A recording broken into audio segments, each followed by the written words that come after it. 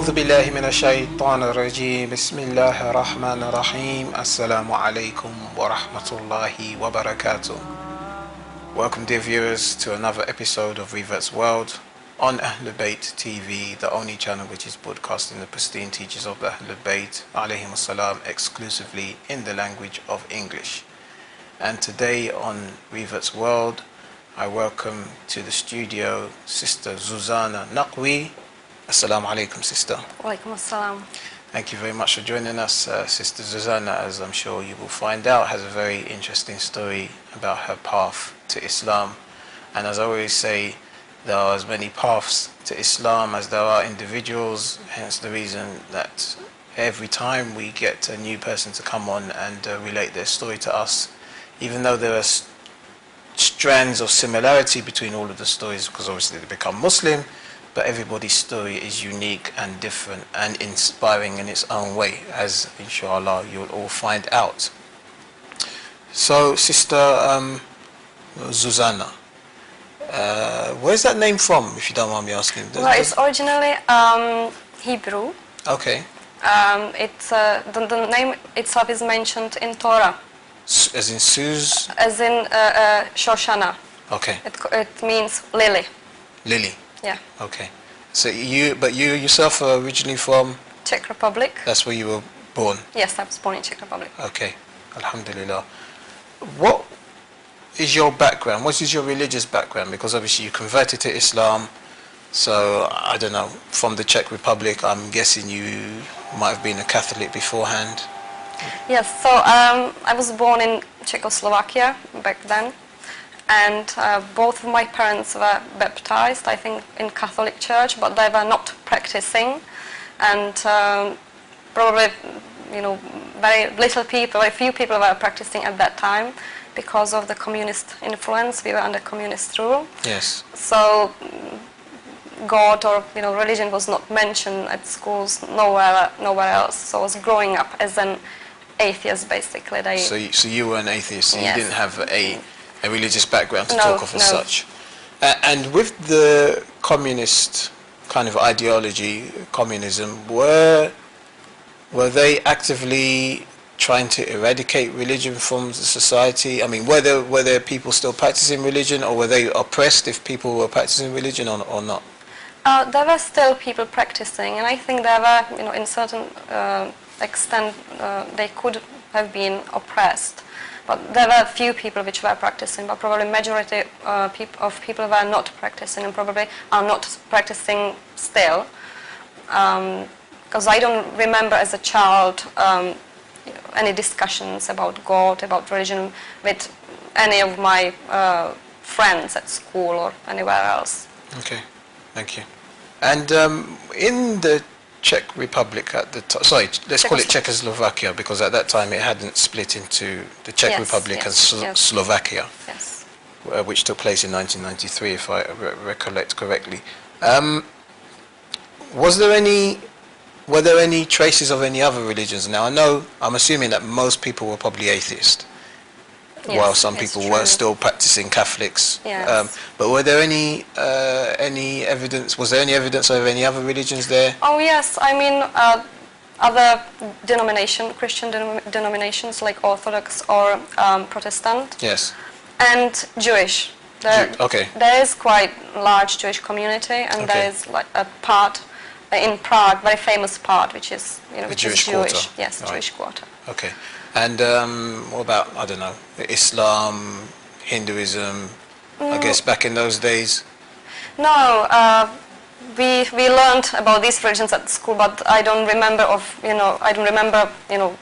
about anyone being Hindu or Muslim. There were quite few immigrants at that time. Now it's more, people are coming more to Czech Republic, to Czech Republic. But at that time there were few immigrants, there were few experiences with other religions. Probably somebody could have mentioned Buddhism, but otherwise nothing. I mean, mostly people were not practicing anything. Right, there we are. And about this atheism, was this, because you were saying your parents were baptized, I mean, where did you pick up your ideology? Was it Was it fed to you through the school system? Was it through your parents? Was it through what you were seeing on television? Or was it just kind of a natural, I don't know, state of mind? I think it came natural because if we are not getting the information from the very young age about God, so then it's very hard to feel what it is like. So I mean, I felt there was nothing because they didn't tell us there's anything, or they rather said there was nothing. There was nothing, and at school they spoke against religions when they were speaking about religion, and they taught us the Darwin theory of evolution. Okay. So how the life became and how humans developed from monkeys and gorilla. So. Okay, and just out of curiosity, has this changed much after the fall of communism? I mean, has there been a revival of religion, or has it stayed pretty much the same? I think there could have been some revival. It didn't happen to me at that time after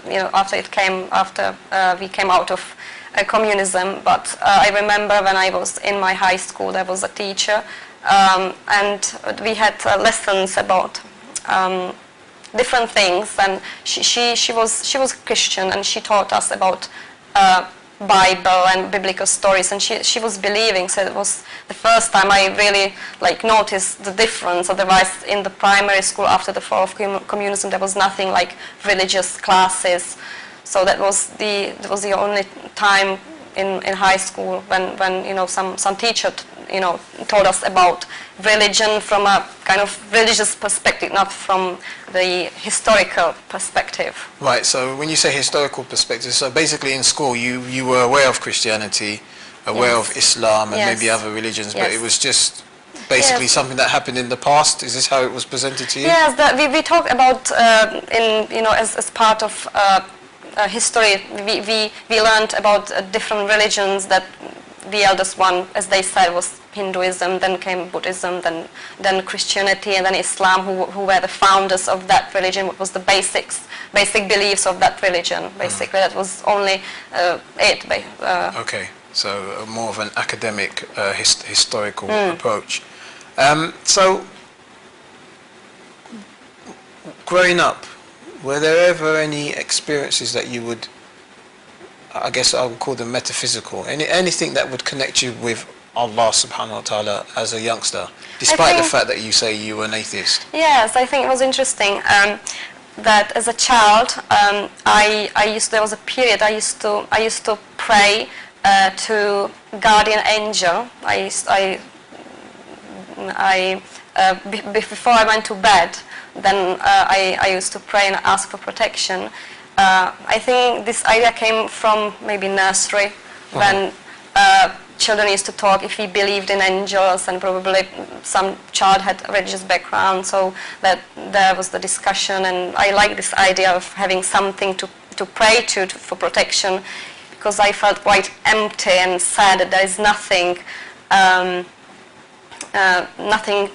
beyond the physical. So if any human can't help me, if anybody can't help me, so where can I turn to? So that was I think that idea to just to feel happy and to feel something is there. As a security, a yes, sense exactly. of security for you. Yes. Okay, and this was as a young child. Yeah, I think it was in nursery or primary school, very early years.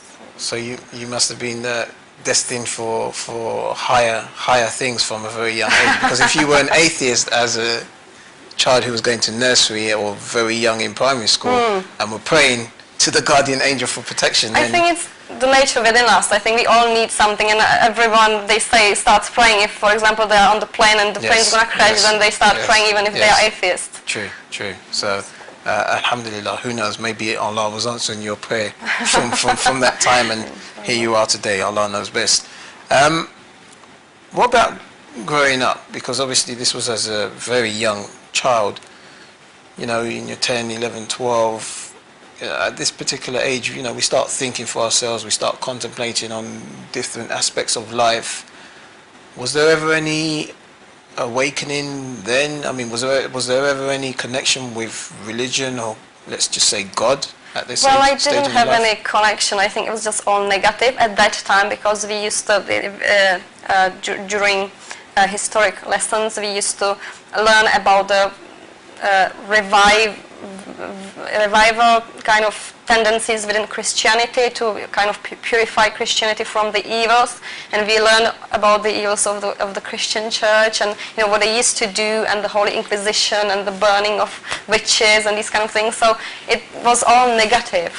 So it had quite negative outlook on religion. Okay, and what about your friends at school? Would you say that all of you, bar none, every single one of you were all atheists, or were there was there anybody who had some religious influence in their outlook? Not in the primary school, but in the secondary school, in the high school, there was a girl. She mentioned her grandma. She converted to Mormon religion. So we used to talk about it, and we used to talk about Mormons having multiple wives, as many as they wanted. So we found it very funny, and we found it very interesting that a person like from Europe, kind of I don't know, civilized place would adopt this kind of belief of having many wives. It was quite strange for us. Yes. So so this again was really the only incident of you. And did the Mormon faith have an effect on you? I mean, did you try and search out more? Did you go to their church or anything like this? Once we went there, but not to learn about the faith itself, but they provided free English lessons. So we went once, and we were not very impressed by the quality of the lesson. So Right. we didn't come back again. Okay. Okay, so you're still firmly rooted in atheism, Yes, and there yes, hadn't been anything yes. to shake you out, Yes, you very know, much. to Yeah. uproot you from your beliefs, Yes. which is fair enough. I mean, okay, what about your concept as an atheist of life in general? I mean, were you of the opinion that you were just here to live for 70 years and then die, and then that would be the end of it? Because that's generally one of the arguments of an atheist. That's what we were taught. So I found it very scary to think that I'm living and I'm just feeling being myself, and then suddenly I die, and there will be nothing for eternity. And I used to be so scared of death, and I started like pushing this out of my head, this thought, and then I learned about reincarnation. Yes. And I kind of, as a comforter, basically, I adopted this, that I would be, born again. Okay. So like someone else probably, but, quite confusing belief, but it gave me some comfort that it's not going to end, with my death. And Okay. So you would die, and then you'd come back as something else, and Yeah. then this is how your life would continue. Or, as another human being, or? I wasn't clear about it. Okay. It didn't matter. Okay. I think as a human, I thought, I probably would better believe to become a human being than some ant, and somebody will step on me. So. Fair enough. So, okay. So, how then did you come into contact with Islam? Because, as you said, back in those days when it was called Czechoslovakia, very few immigrants, and I would imagine there wouldn't be many people, indigenous people from your country who had become Muslim, and if they had, they would be very hard to find. So I'm trying to understand how you would then come into contact with Islam. So when I left my school, I started working in a shop which was run by Muslims. It was a shop in the center of Prague, and they were selling kind of luxury stuff as crystal, Czech crystal, or Persian rugs and Persian handicrafts. So the owner of the shop was Muslim, and other workers were Muslim as well. So that was my first encounter with Islam. Okay, and up until this point, what was your impression of Islam? Well, Before you started working in the shop? Very negative, because of what I had heard and what I, the movies I saw, the books I read, Not Without My Daughter, and these kind of books. So I was not very, I didn't really like Islam. I thought it's oppressive religion and oppresses women, and it's violent and backward and barbaric and all these kind of things. Not progressive. Yes. And so you started working in this shop. So Yes. you must have been thinking, oh my gosh, I'm working with these people that I've heard so much about, and here I am. Yeah, I was cautious. I was a bit nervous with them, but soon I stopped being nervous, and I felt more like comfortable with them. I found that they were very nice people. They were very polite, gentle, generous, genuinely interested in people's lives and their problems, and really wanted to help. If we had some problems, if they heard we had some problems, they would come to us and try to help us. So it was completely different from what I had heard about Islam. So your impression of Muslims, this is the first time you had met Muslims, I would assume. Yes. So your impression of Muslims wasn't in according to what you had learned about Islam Yes. up to this point. Okay, so what happened afterwards? So you've met Muslims for the first time. You find them to be nice people, polite people, concerned people for your welfare, etc., etc. But why would I'm trying to understand as to why this would make you become interested in Islam, if you know what I mean. I always used to like justice and logic and common sense. So this, we used to have conversation with them. It was very nice. We could learn so much from them, different, perspectives and different opinions.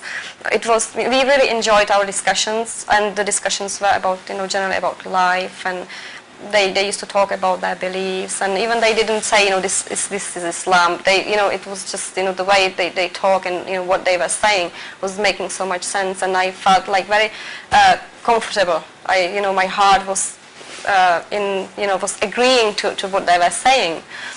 So I really wanted to know more and more, and I was really interested, and I used to ask them questions, and I used to be mostly interested in rights of women, because it was, I was very concerned about women's rights.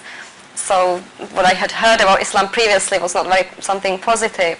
So I was asking questions about certain things, and they used to give me answers, and it was like clearing up that actually it's not like they say, like for example that I used to hear that when men with their wives walks, the man walks and the wife has to walk 3 steps at least behind the man, just to show the superiority of men, and they were saying it's all these kind of things are all rubbish, and because they were Muslims, and the way they showed the respect towards us women, I believed what they were saying, firsthand. They know what they were talking, because they were Muslims. Yes. And for example, I asked about jihad, because they were talking about jihad, spreading Islam with sword, and they were saying no, it's not that.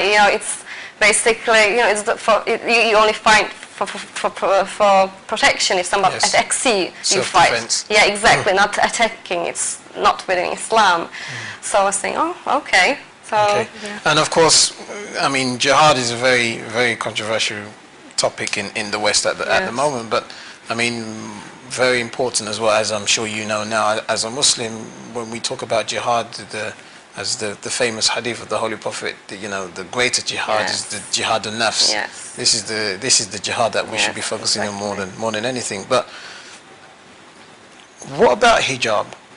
What about the fact that women, when they go to the mosque, have a separate area?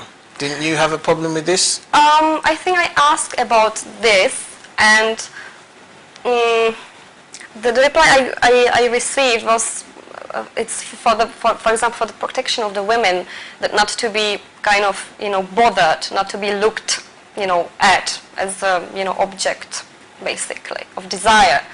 So so obviously at the beginning the separation I didn't really like, because I didn't know why, because I was always told that the mixing of genders is because forbidden, because women are something lower than men. That's how I understood Islam. But when I when I learned that it's it's men are separated from women and women from men equally. Yes. It's not that we are not allowed to do something. They are not allowed to do things like handshake as well. It's not that men are not women are not allowed to shake hands of men, because I mean it's the both it ways. Both ways, yes. Yes. So there were many things which were put the wrong way by the people who used to talk negatively about Islam, and I started understanding the right way as they explained. And hijab, it took me a while to appreciate it, but again, I was explaining it's for the protection of the woman, basically. Fair enough. Now, they were explaining all of these things, and you were coming to terms with their explanation of how women actually are not to be treated as objects of desire, as you put it. All well and good. So it sounded like they were quite eloquent in their in the way in which they put across the Islamic viewpoint, hopefully. Did you ever see them interact with their own family members? In other words, were they practicing what they preach? Because it's very easy for me to sit here and say, oh, Islam, respects women and it wants to protect them and etc., etc., but then maybe do something contrary in the way that I behave with my partner, for example, my wife. How did they behave? Very good question. Well, from the colleagues, most of the colleagues I couldn't say, because they were from another country. And the whole family was back in their country, so I couldn't really say. But our boss was there in Czech Republic with his family, with his wife, with his one child at that time, and we used to visit him. He was, and I really, he was a really nice man, really, and he still is a nice man, and his wife is a nice woman, and he really, I really saw what the proper family is like, what it should be like. Right. And how the couple should be like. They were always, I found them loving each other. They were probably not saying anything, but just the way they interacted. Yeah, exactly. How they treated the child, and how they treated everyone around, and it was really pleasant atmosphere. And I, as a non-Muslim, I really enjoyed their company. I used to go there, and I used to study Islam from them as well. When I married, after I married, then with me and my husband used to go there, and I used to learn Islam from them. Okay, thank you. And we'll talk a bit more about how you learned Islam from them a bit later. We're going to go to a break in a minute, but before we do, I wanted to know if the effect, I can see it in your face now, when you're talking about your experiences of these discussions it had on you. Was this just you? Were your colleagues being drawn to the attraction of Islam as well, or no? No. I mean, they appreciated their kindness, and they sometimes exploited their kindness as well. Really? Yeah, but they were not drawn to Islam. Although some of the colleagues, they met other girls, Czech girls, and they accepted Islam, but it was not within our shop. I don't know if I can say that, but okay. Now, thank you very much so far, Sister Zuzana Naqvi. Inshallah, we're going to go to a break now, as I said, and when we come back, we'll talk about the progression to you actually converting and your experiences thereafter. Join us after this short break. Assalamu alaikum.